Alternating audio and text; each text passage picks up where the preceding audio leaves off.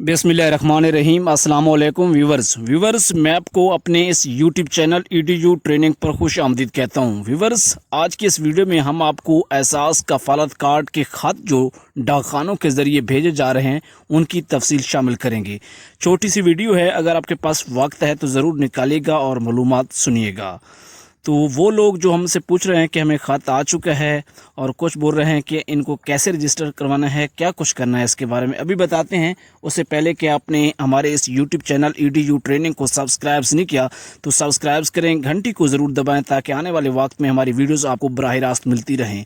और आपने ये भी बताना है कमेंट्स बॉक्स में कि आपको ये ख़त आया है या नहीं, यानी कि एहसास कफालत कार्ड का ख़त आपको डाक के ज़रिए मिला है या नहीं।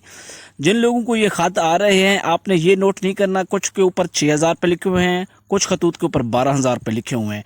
आपने ये देखना है कि अगर आपका शनाख्ती कार्ड नंबर ऊपर लिखा हुआ है तो फिर आपने पैसे लेने वाली जगह पे जाना है, ATM के पास या रिटेलर के पास। अगर आपका शनाख्ती कार्ड नंबर मेंशन नहीं किया हुआ तो फिर आपने एहसास कफालत कार्ड के दफ्तर जाना है, और जिस खवातीन का वो होगा उसे भी जाना होगा, साथ अपना कंप्यूटराइज शनाख्ती कार्ड और अपने खामिद का शनाख्ती कार्ड साथ लेकर जाना है। चैनल को सब्सक्राइब करें। वीडियो कैसी लगी है ये बताएं। अल्लाह हाफिज़।